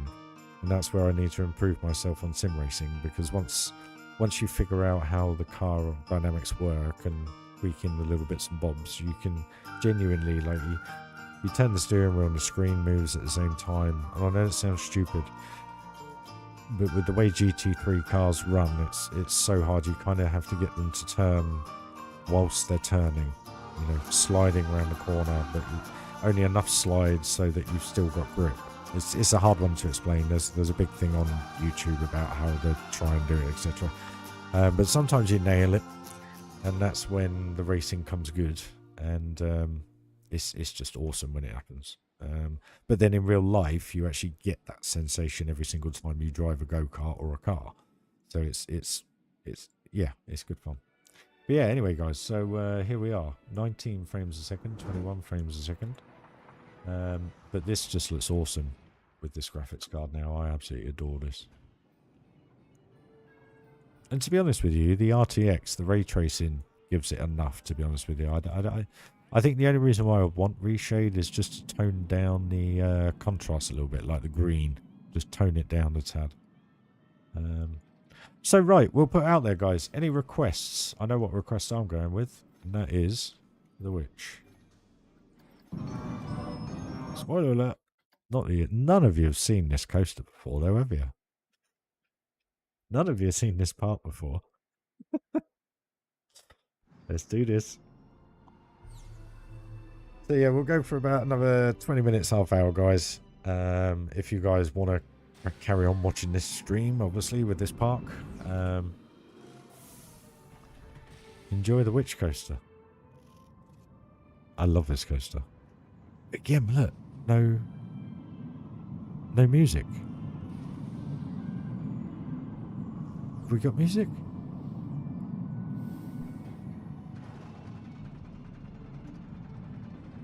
No music, see? What? Oh, there we go. It's back now. Go-karting's bloody good fun, but it's, you need a few muscles in the arms and the chest. Good fun.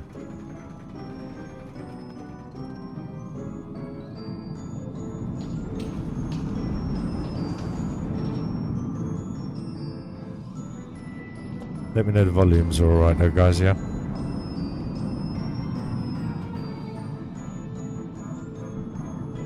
There's world's first. World's first.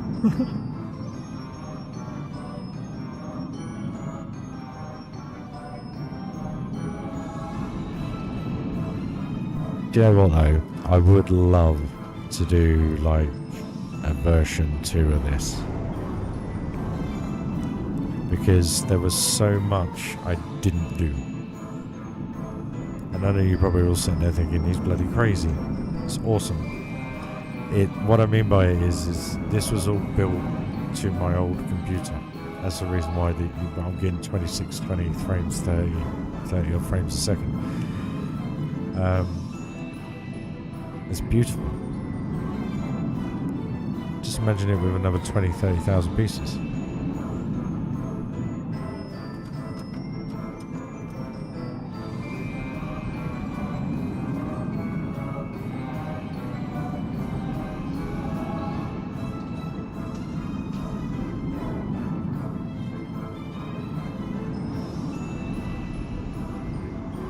This is the best bit. I love this bit.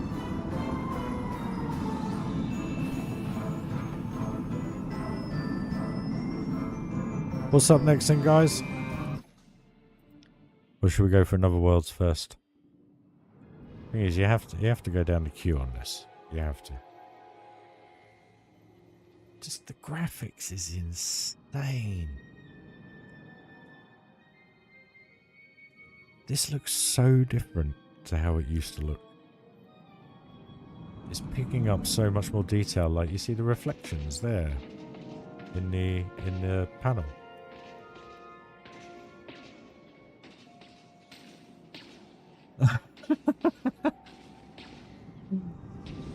Is it bedtime, MP? Past my bedtime nearly.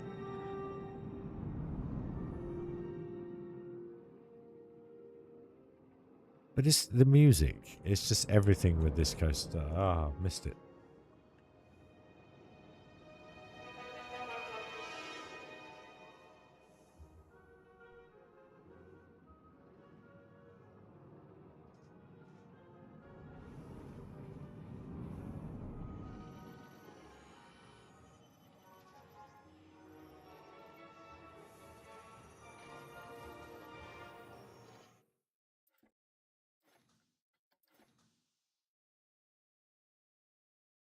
Enjoy.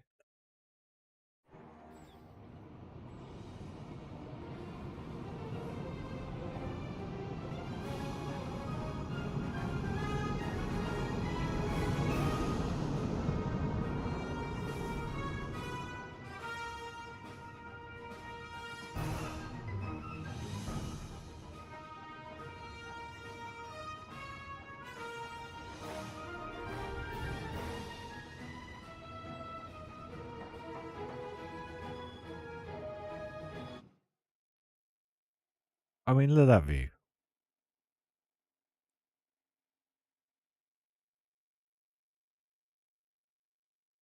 Everything in one view.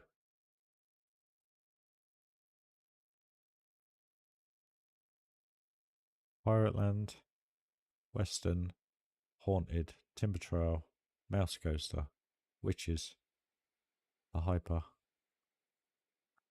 the Giga, Steam, Loop de Loop. Everything in one view. How cool is that?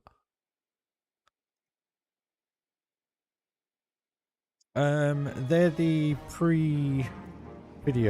I think Rudimental did them when the game originally came out. I think he built like a couple of rides, and I think somehow they got into the game. I don't know.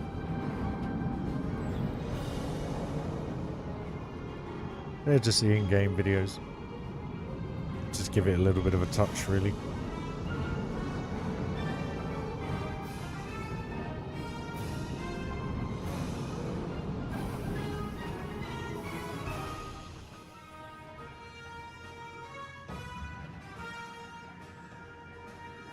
Freaking love this park.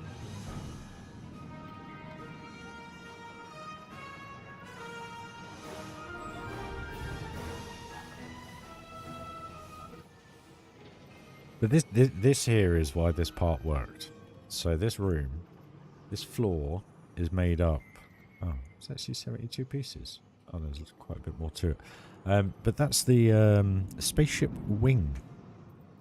So you know you can build a spaceship. They do parts to it. There's a wing that you can get. Where am I? And basically it's this piece here, I think. Where is it? This one. So that, oh, that's the hull. But just all I did was use that bit there because I wanted the blue line. That was it. But just use as big a pieces as you can, guys. That's all I've ever done. I love this at night time as well.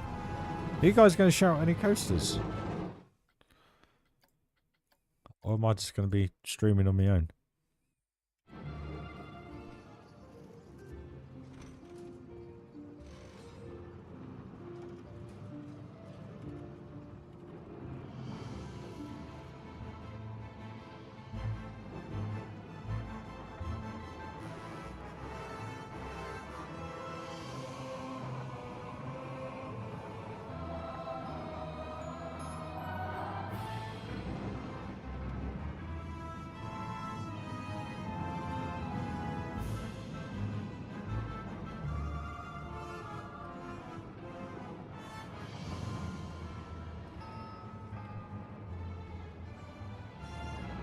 I'll tell you what, this is nice to have a go on. Because you normally get major lag when you look over the lake because you've got everything in the background.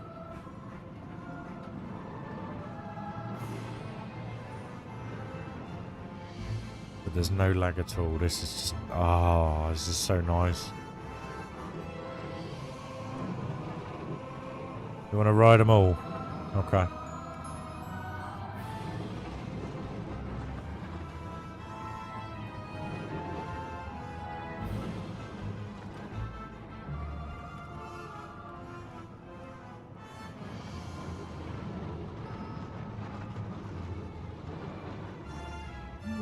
Excuse me, guys.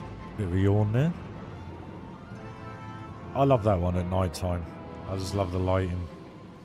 It's awesome. This is one of my all-time faves as well. Gonna be perfectly honest. I love this coaster.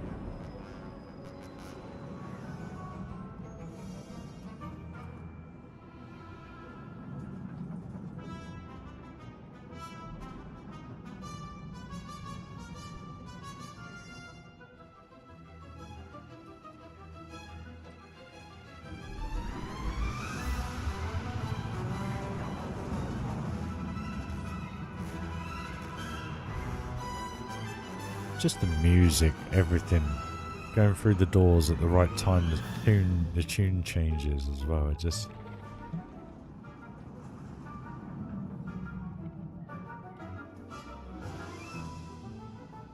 that view there. Reminds me of Stranger Things.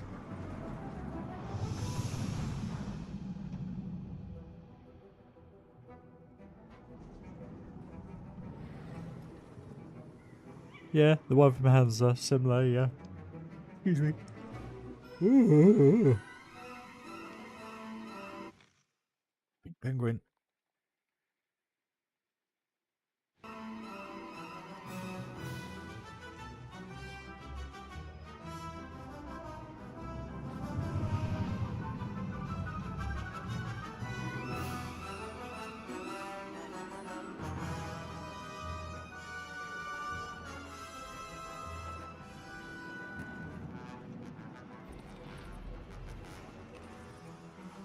I love that one. The one I don't like is the Woody. I'm still not happy with that, but people love it. It's really strange. You want the old Giga.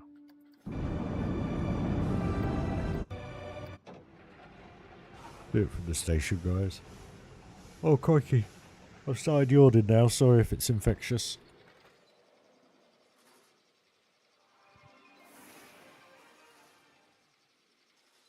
That's a sign that I'm ready for bed. Smoke bursts.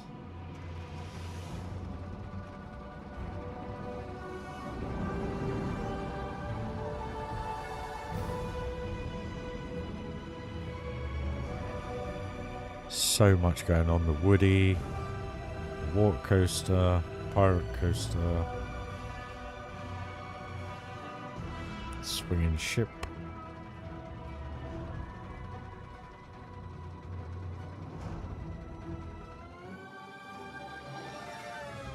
Enjoy, guys.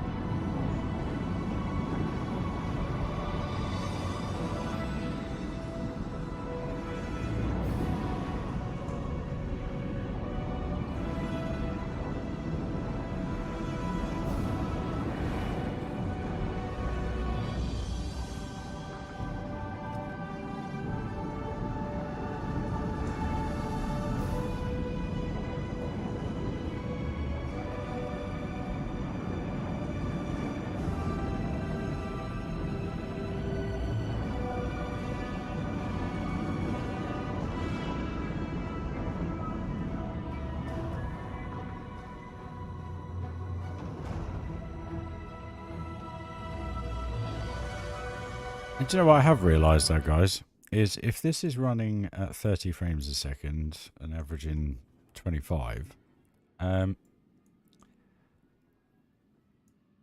new part's going to be an absolute frigging slideshow on Johnny's computer. How can I do this? Right, how many is that? 4,000. Duplicate.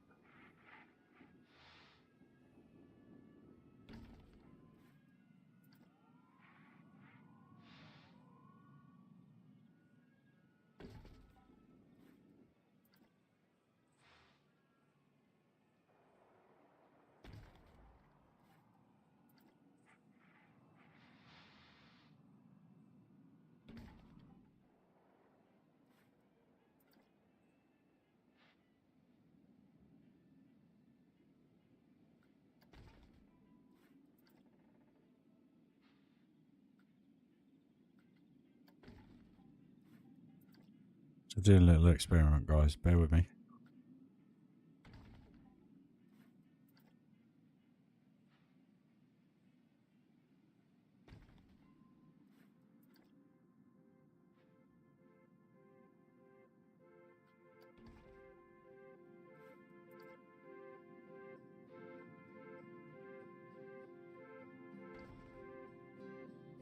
That's now 138,000 pieces, 910. And we are...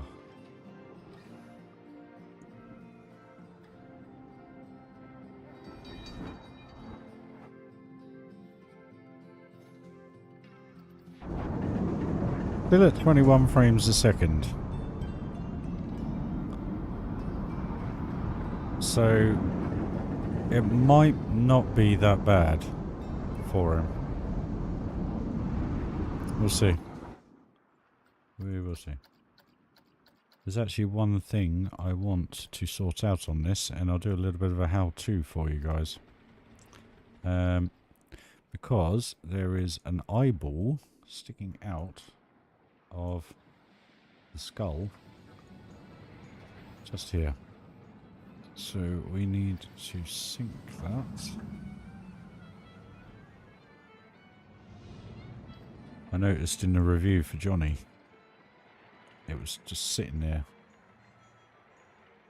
The bummer, it is what it is. So what we now need to do then is we need to upload that to the Steam page. So what we need to do is go to where we want the picture to be, which is up there, I think.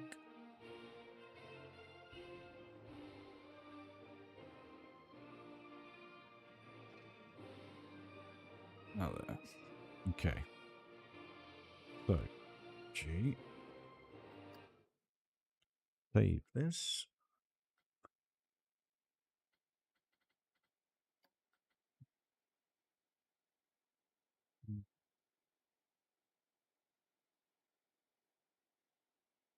Adventure. Shows how tired I am. Right, Funland Adventure Valley save.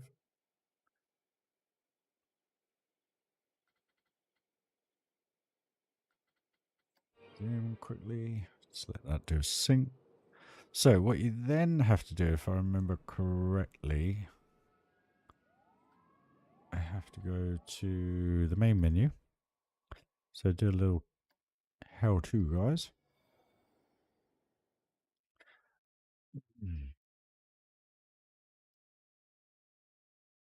I remember how to do this. I think this is right. It's been a year and a half. Well, no, actually, it's been 6 months since I last uploaded something. So then we go play, my parks. There it is. So upload to workshop. Now, because I already have it there, I can just click it and then go update workshop item. It's a little bit of a how-to for you guys. So if you ever have a blueprint that you want to amend that you've already done, or you want to add to even, you literally, from a park point of view, have to save it and then upload it. Let's just double check the change notes. Where's the change notes gone?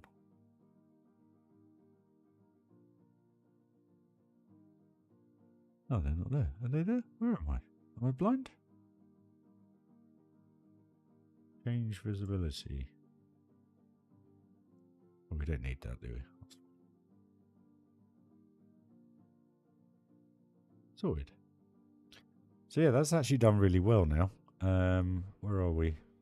No, you guys can't see this. That's an overlay. Sorry, guys. Right, so yeah, that's probably going to be me done for the evening, guys, to be perfectly honest. Thank you for joining. It really is appreciated. Didn't mean to rabbit on too much about sales, but why not? You know, it was nice to have a little bit of a voicey stream instead of just a build. So yeah, there's me, guys. Silver-haired, big grey band, smartish. I don't wear skinny jeans like that.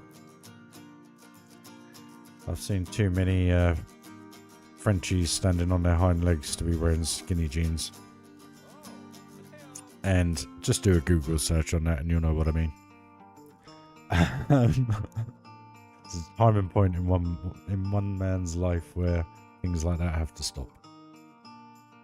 Anyway, guys, just want to thank you all for joining the stream. It is really appreciated. MP, Phantom, everybody, really appreciate it, guys. And welcome to all the new guys that have joined the stream. Maybe you haven't subscribed, but if you do, please do smash that notification icon because you've got a little note just to say that I'm online building or doing whatever I'm doing at that time.